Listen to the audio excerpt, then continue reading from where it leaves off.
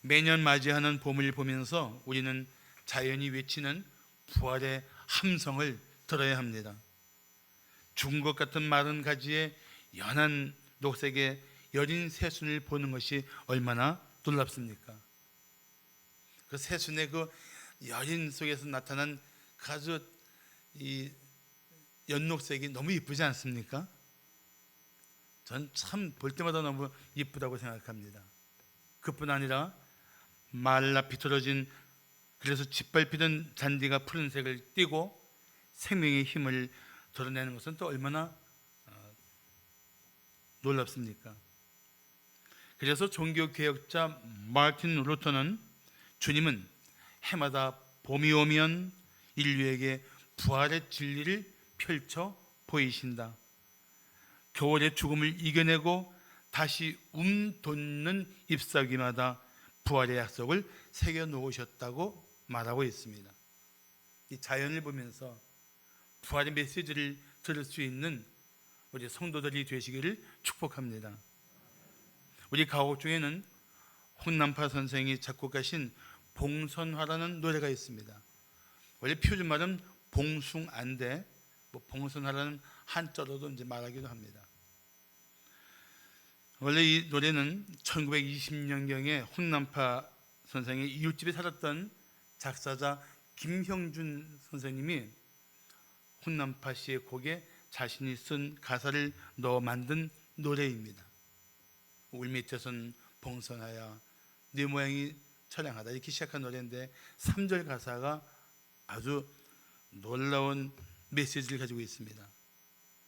북풍 한설 찬바람에 내 형체가 없어져도 평화로운 꿈을 꾸는 너의 혼은 예 있으니 화창스러운 봄바람에 환생키를 원하노라.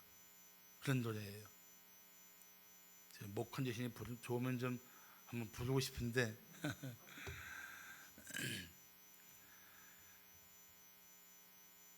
북풍 한설 찬바람에 죽은 것 같은 상태지만 화창스러운 봄바람에 다시 살아날 조국의 미래를 말해주는 가사이기도 합니다. 우리는 우리 주변의 자연 속에서, 삶 속에서, 심지어 노래 속에서 죽음이 끝이 아닌 다시 일어날 수 있는 새로운 소망들을 노래하거나 보게 됩니다. 제가 봄을 이야기하고 우리 가곡을 말씀드린 이유는 우리 삶 속에 스며있는 부활의 메시지를 보아야 하기 때문입니다.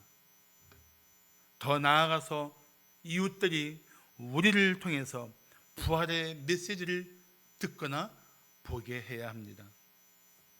자, 묻습니다. 당신은 부활의 증인으로 살고 있습니까? 1부 때는 대답을 많이 했는데 2부 때는 침묵하시는군요. 우리는 부활의 증인으로 살아야 합니다.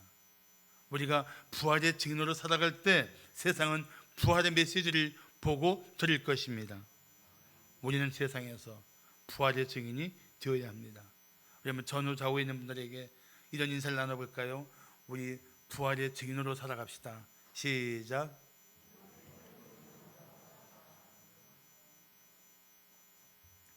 부활의 증인이 된 삶은 어떤 것일까요? 첫째, 죽음의 두려움을 극복한 것입니다. 죽음의 두려움을 극복한 것, 이게 부활의 증인이 사는 삶의 특징입니다. 제가 분당 지구촌교회에서 사역할 때 있었던 일입니다. 겨우 33살의 아들이 폐암으로 죽게 되었습니다. 그는 예수를 믿는 구원의 확신이 있는 성도입니다. 더구나 그는 집안의 장손으로서 아버지의 사랑을 독차지하다시피 한 아들입니다. 그런데 그가 살아서 가장 간절히 기도했던 것이 아버지의 구원이었습니다. 그가 죽어가면서 그의 부인에게 남긴 말도 가족의 구원을 위해서 힘써달라는 말이었습니다. 결국 그는 그렇게 하나님 품에 안겼고, 그 아버지는 며느리의 간절한 요청을 받아들여서 교회장으로 장례를 하게 되었습니다. 제가 그 장례를 집례했습니다. 놀랍게도 그 아버지는 모든 예배에 한 번도 빠지지 않고 꼬박꼬박 참석했습니다. 장례를 다 마치고 그 아버지가 제게 찾아왔습니다. 그리고 저에게 진지하게 물었습니다. 목사님, 제가 예수를 믿으면 아들을 만날 수 있을까요? 얼마나 아들을 사랑했는지 아시겠죠? 제 위로 예배 속에서 입관 예배 때, 발인 예배 때 아들이 완전히 사라진 것이 아니고 천국에서 영원한 안식을 누리게 되었다고, 영광의 주님을 만나서 그곳에서 하나님을 경배하는 그런 아름다운 영생을 누리게 되었다고 말한 것, 메시지들이 그 아버지의 마음을 움직였던 것입니다. 저한테 묻는 거예요. 제가 예수를 믿으면 제 아들 만날 수 있을까요?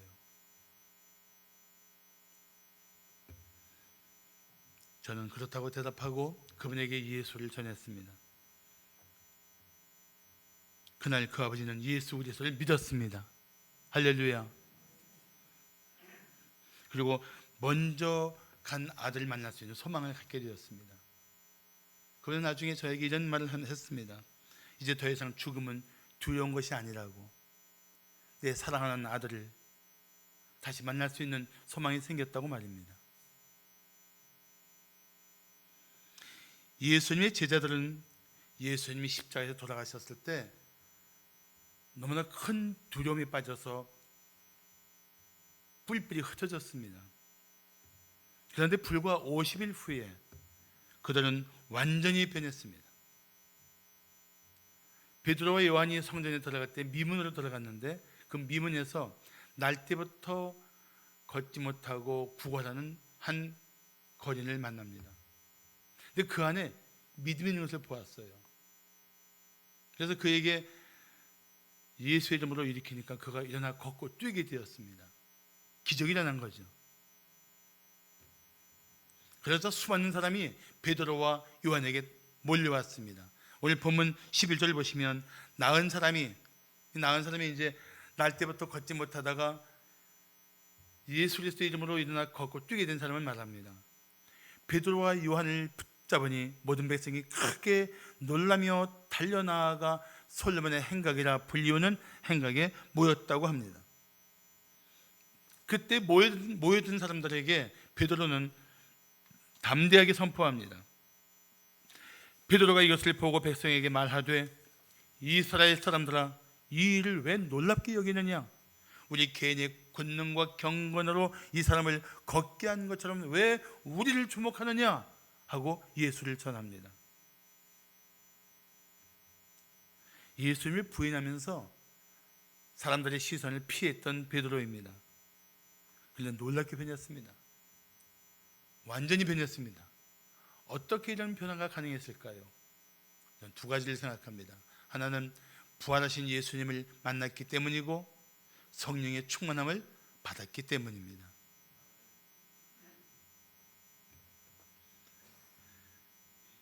예수님을 만나도 어쩌다 한번 만난 것이 아니고, 예수님이 부활하시고 승천하실 때까지 40일 동안 이 땅에 계실 때 예수님을 계속 만납니다. 그리고 그 예수님과 깊은 사랑의 교제를 나누며 함께 음식을 나눴으니 누구도 환상을 보았다고 말할 수는 없는 것입니다. 더구나 고린도전서 15장 6절을 보시면 그 후에 500여 형제에게 부활하신 예수님이 일시에 보이셨나니 그 중에 지금까지 대다수는 살아있다고 그랬습니다. 고린도전서 편지를 쓴 것이 AD 54년경이니까 그때도 벌써 한 번에 500여 명이 보았으니 허다한 증인이 있잖아요.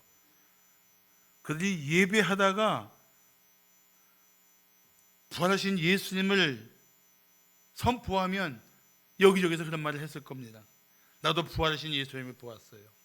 나도 부활하신 예수님을 만났어요. 부활의 생생한 증인들이 있었단 말이죠. 그래서 초대교회는 정말 죽음을 두려워하지 않는 믿음의 사람들을 통해서 복음이 힘있게 뻗어나가기 시작했던 것입니다. 사실 죽음이 두렵지 않는 사람이 어디 있습니까? 사람들은 누구나 죽음을 직면하면 두려워하게 되어 있습니다.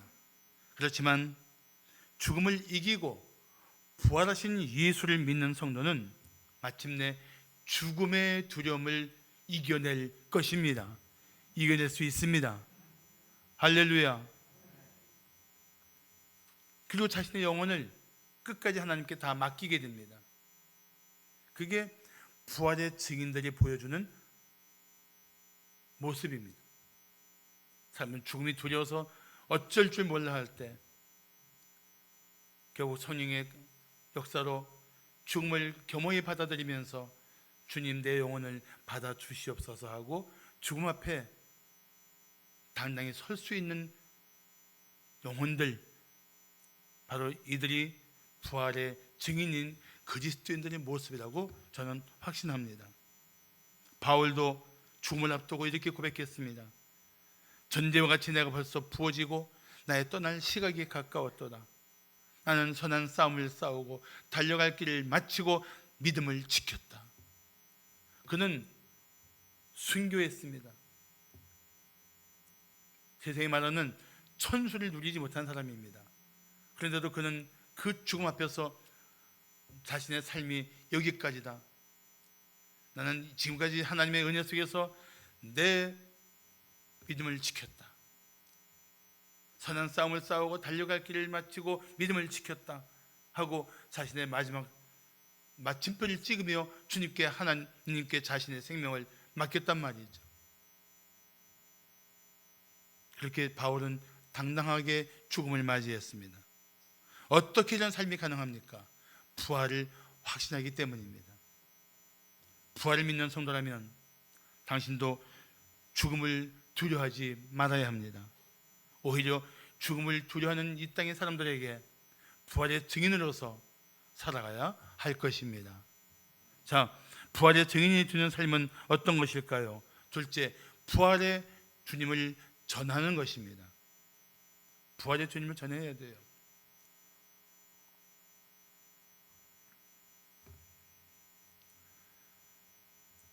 솔로몬 행각에 모여든 사람들에게 베드로와 요한은 부활하신 예수님을 담대하게 전했습니다. 우리는 부활하신 예수님을 담대히 전할 수 있어야 합니다.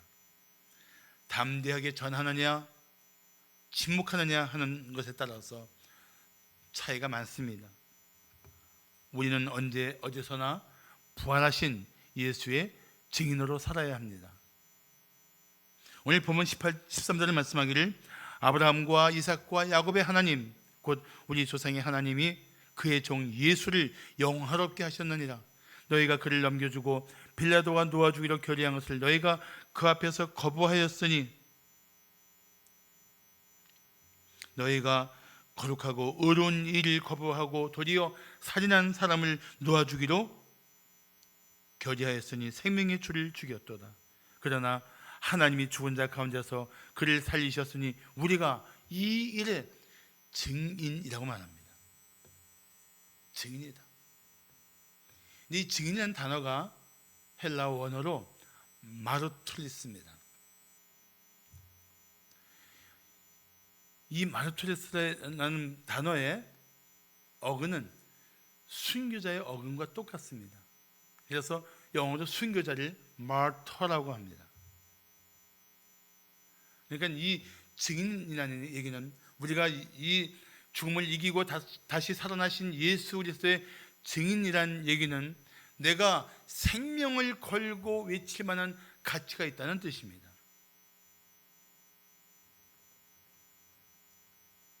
진실을 말해 아니면 죽어 해도 내가 죽을지언정 예수님이 죽음을 이기고 다시 살아나신 것은 진실이라고 외칠 수 있는 사람들, 이것을 진정한 예수의 증인이라고 말하는 것입니다.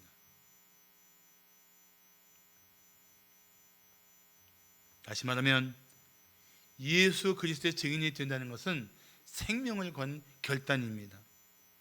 그래서 수많은 성도가 죽음 앞에서 담대하게 부활하신 주님을 전했습니다. 그리고 부활하신 주님을 바라보았습니다. 그리고 죽어가면서도 그 주님을 의지하며 죽을 수 있었습니다. 어떻게 그런 삶이 가능합니까? 부활하신 예수 그리스도를 믿기 때문입니다.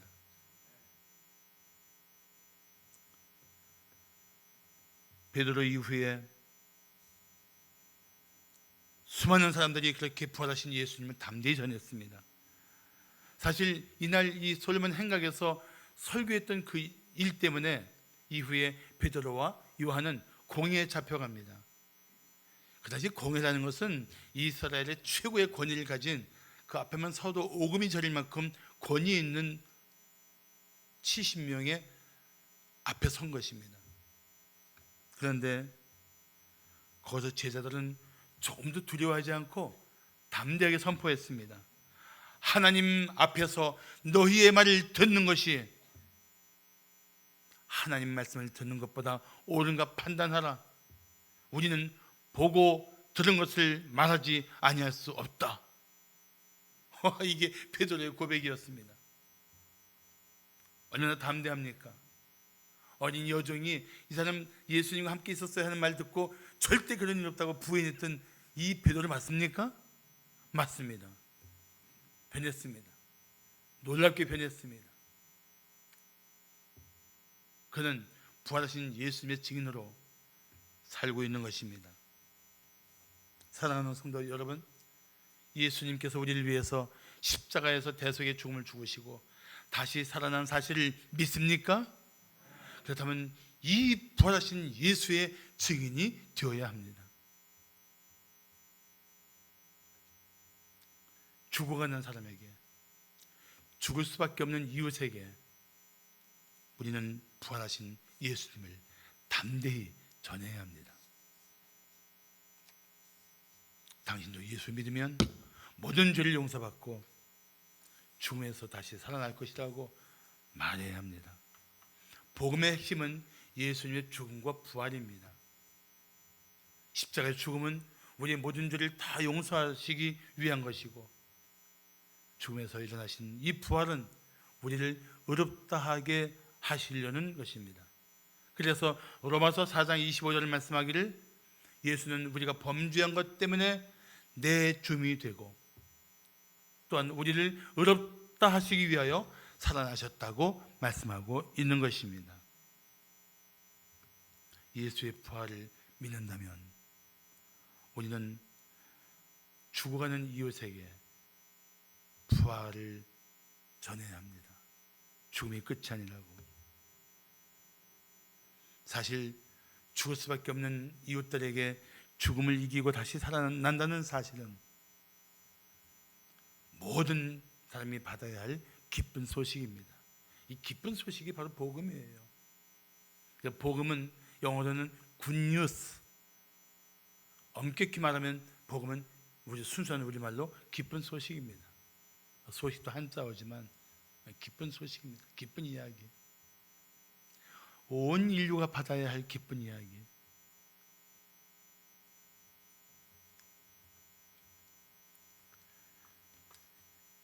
당신은 죄에 빠져 살다가 죽는 이웃에게 부활의 증인이 되어야 합니다. 만약에 어떤 분이 불치병을 앓고 있었는데 A라는 약을 먹고 다 나았다고 생각합시다. 아마 그 사람은 자기랑 같은 병을 앓고 있는 사람들에게 아마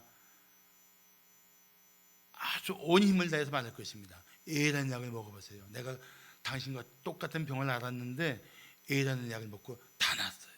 그 약을 먹으면 분명히 낫습니다. 그 말 할까요? 안 할까요? 하지요. 하지요. 막 신나서 하죠. 하지 말라고 해도 저 사람을 살리기 위해서는 해야 된다고 하지요.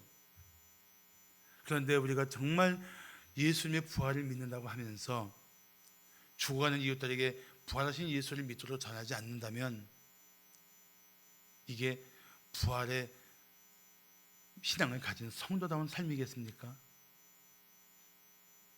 우리는 더 이상 침묵하지 말아야 합니다. 뻔히 죽어가는 이웃을 보면서 그 영혼들이 다시 살아날 소망의 메시지를 전하는 일들에 더 이상 잠잠하지 말아야 합니다. 외쳐야 돼요. 그래서 그게 자기 힘으로 의지로 안 되니까 어떤 도움이 필요합니까? 성령의 도우심이 필요한 거예요. 성령님, 내 마음을 담대하게 하셔서 저 사람에게, 우리 이웃에게 부활하신 예수를 전할 수 있게 해주세요. 기도가 필요한 거예요. 성령 역사하시면 우리는 담대해집니다. 정말 담대해져요. 오늘부터 예수를 믿지 않는 이웃에게 담대하게 죽음을 이기고 부활하신 예수님을 전하십시오. 특히 가족의 구원을 위해서 간절하게 기도하십시오. 앞서 말씀드린 그 33살의 청년의 그 젊은이의 아버지는 마침내 예수를 믿었습니다. 그리고 그분은 제게 침례를 받았습니다. 그날 며느리 이화정 집사는, 이정화 집사님 이름 좀 바뀌었네요. 이화정 집사는 저에게 울면서 장문의 편지를 써서 보냈습니다. 그 편지에 이런 고백이 있습니다. 제 남편은 가족의 구원을 위한 순교자였습니다.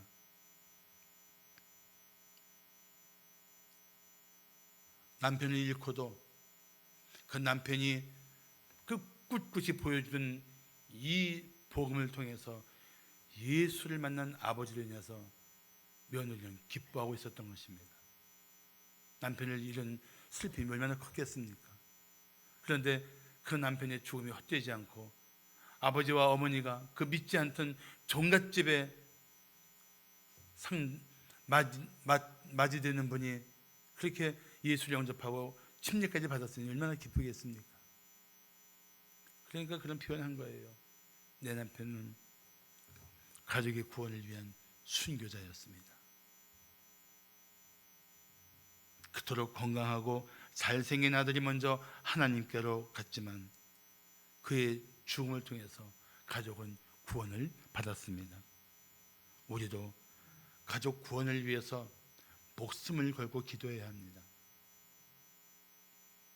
다른 방법이 없어요. 기도해야 돼요.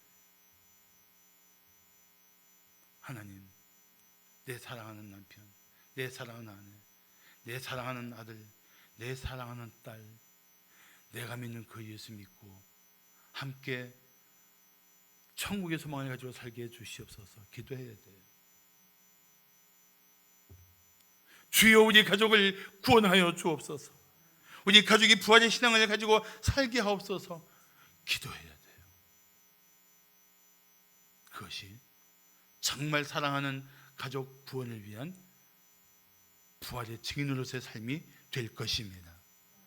마지막으로 부활의 증인이 주는 삶은 어떤 것일까요? 셋째, 부활의 소망을 붙드는 것입니다.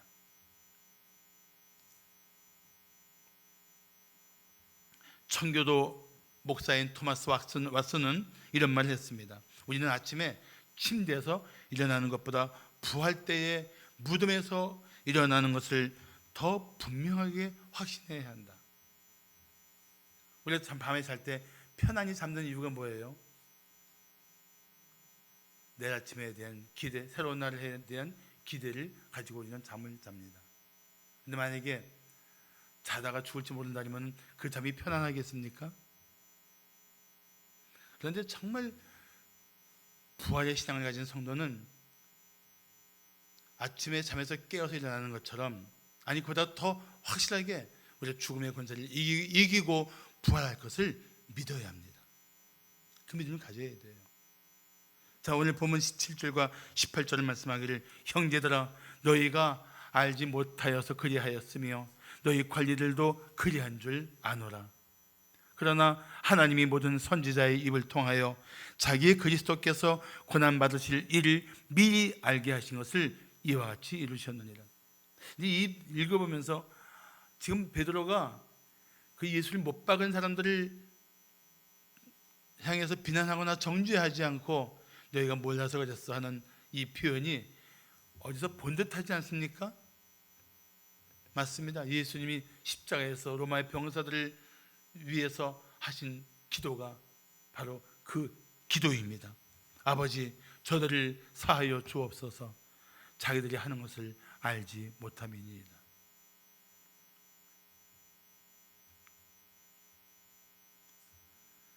베드로도 그 주님의 심정을 가지고 청중들에게 말한 것입니다.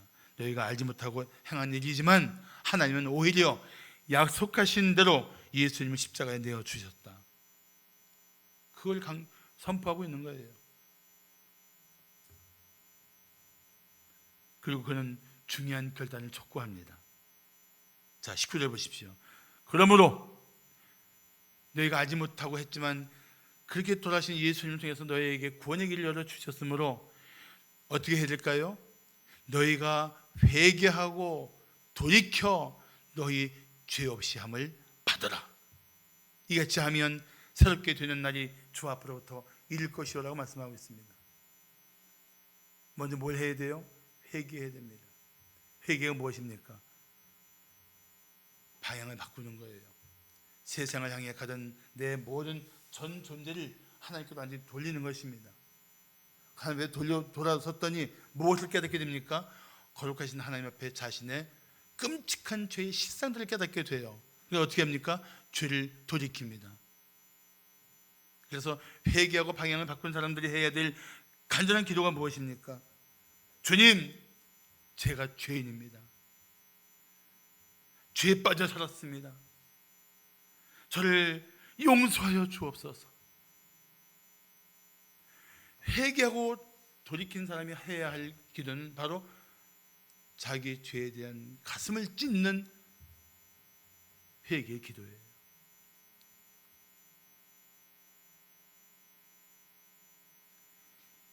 이 분명한 회심이 없이 예수 믿는다고 말하는 것은 거짓입니다. 진정한 회개 없이 예수의 사람이 되었다는 것은 거짓이에요. 그러니까 그런 진정한 회개가 없이 죄로부터 돌이킴이 없이 살고 있으니까 신앙에 힘이 없고 사람의 생각과 감정에 따라서 변하는 거예요. 세상 속에서 부활의 증인답게 살지 못하는 겁니다. 그게 우리 실상이라면 오늘이라도 회개하고 돌이켜야 합니다. 그래야 구원받고 그래야 이 세상을 이기는 믿음으로 살아갈 수가 있습니다.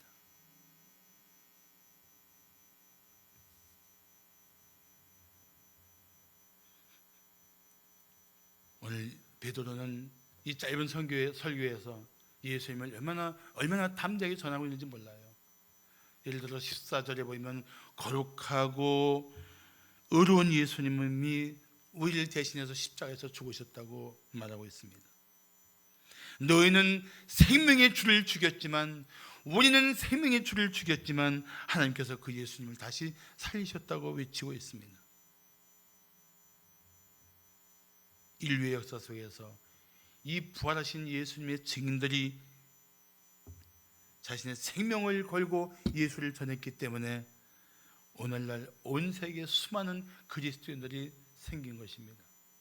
우리나라도 마찬가지죠. 20대 젊은 선교사들이 정말 생면부지의 땅, 어둠의 땅에 찾아와 생명을 걸고 예수를 전했기 때문에 오늘날 우리가 그 은혜 가운데 살고 있잖아요. 생명을 건 예수의 증인들이 선포한 복음 때문에 내가 예수 만나고 우리 가정이 예수 믿고 우리가 한 교회를 이루고 있잖아요. 우리는 이 사랑의 빚진 자입니다. 우리가 이 부활하신 예수를 전해야 돼요. 부활의 증인으로 우리는 살아야 하는 것입니다. 그뿐 아니라 다시 오실 예수님, 그 예수님을 오늘 본문은 강조하고 있습니다. 자, 20절 21절을 보십시오. 또 주께서 너희를 위하여 예정하신 그리스도 곧 예수를 보내시리니 다시 보낸다는 거예요. 다시 하나님이 영원 전부터 거룩한 선지자들의 입을 통하여 말씀하신 바 만물을 회복하실 때까지는, 예수님 다시 오셔서 모든 것을 새롭게 할 때까지는 하늘이 마땅히 그를 받아 주리라고 합니다. 이 말씀은 한마디로 예수님이 다시 이 땅에 오신다는 것입니다.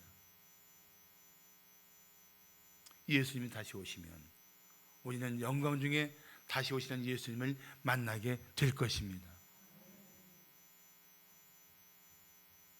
그것이 바로 우리가 가진 부활의 소망입니다. 이 부활을 가진 소망을 가진 성도는 현재를 살아가는 삶의 자세도 남다를 수밖에 없습니다. 한번 생각해 보십시오. 고등학교 때, 특히 3학년 때 대학에 진학을 꿈꾸며 준비하는 학생의 수업 태도와 대학 진학을 포기한 학생들의 수업 태도가 같겠습니까? 다르죠. 정말 달라요.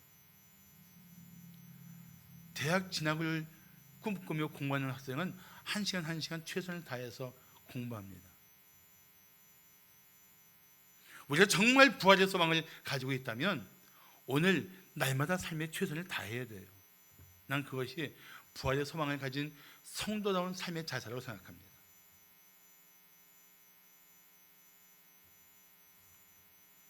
부활의 소망은 이 세상의 삶을 더 가치 있게 하고 더 최선을 다하게 합니다. 부활의 소망은 하나님 앞에 서는 날 부끄럽지 않으려고 모든 고난과 역경을 헤치며 살게 합니다. 그래서 부활의 확신은 단지 미래만 위한 것이 아니고 오늘을 사랑하는 또 다른 삶의 원동력이 되는 것입니다. 당신은 진실로 부활의 소망을 가지고 있습니까? 그렇다면 그 증거를 당신의 삶에서 보여주어야 합니다. 당신 삶으로 부활의 소망을 가진 사람이라는 사실을 보여주어야 돼요.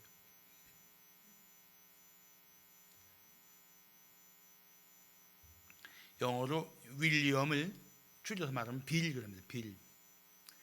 빌과 글로리아는 같은 고등학교 선생님인데 서로 사랑하게 되었습니다. 빌은 음악을 전공했고 글로리아는 영어를 전공했는데 글쓰기를 좋아했습니다. 마침내 두 사람은 결혼했는데 글로리아는 가사를 쓰고 빌은 그 아내가 지은 가사에 곡을 붙이는 환상적인 부부가 되었습니다. 그러던 중 그들에게 가혹한 시련이 덮쳤습니다. 남편 빌이 단핵구증이라는 병에 걸렸는데 무력감에 빠진 채 학교도 그만두고 집에서만 있어야 했습니다. 그때 글로리아는 셋째 아기를 임신한 상태인데 무거운 몸으로 그 무력하게 늘어져 있는 남편을 수시로 돌봐야 했습니다.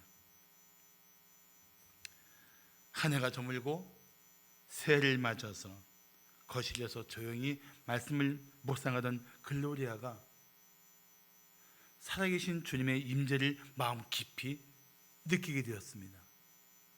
그 순간 마음속에 두려움은 사라지고 살아계신 주님이 주시는 평안이 밀려오자 그는 급히 펜을 들어 글을 쓰기 시작했습니다. 그리고 그 완성된 글을 가지고 남편에게 달려갔습니다. 여보, 주님이 내게 말씀을 주셨어요. 한번 당신이 곡을 만들어 봐요. 그 남편 빌은 아내가 전해준 글을 읽으면서 동일한 큰 감동을 받습니다. 그렇게 만들어진 찬송이 가스펠이 오늘 우리 함께 불렀던 살아계신 주입니다. 그런데 이 살아계신 주의 후렴은 사랑의 주 내 갈 길 인도하니 내 모든 삶의 기쁨들 충만한 데 되어 있지만 영어 가사는 이렇습니다. Because he lives, I can face tomorrow. Because he lives, all fear is gone. 내 모든 두려움은 떠났다, 사라졌다. Because I know he holds the future. 주님께서 내 미래를 붙들고 계신 것을 내가 알기 때문에 And life is worth the living. 내 삶은 살아갈 가치가 있고 Just because he lives. 그가 단지 살아계시기 때문에 나는 이 삶을 살아갈 것이다. 그런 가사예요. 원래 영어 가사가 그렇습니다. 그렇습니다. 부활의 신앙을 가진 성도는 죽음의 두려움을 이겨낼 것입니다. 현재를 살아갈 수 있는 신령한 힘을 날마다 공급받게 될 것입니다. 중요한 사실은 당신만 이런 삶을 살지 말고 이웃에게 이 예수님을 전해야 한다는 것입니다. 당신이 진실로 죽음을 이기고 부활하신 예수를 믿는다면 이 놀라운 소식을 우선 한 명에게 전하십시오. 그 한 명이 거부하면 또 다른 사람에게 전하십시오. 당신이 세상에 존재하는 동안 죽음을 이기고 부활하신 예수님의 증인으로 살아야 합니다. 그런 삶이 부활을 믿는 성도다운 삶인 것입니다. 이제 오늘부터 시작하십시오. 당신은 이 세상에서 부활의 증인으로 살아야 합니다. 기도하시겠습니다.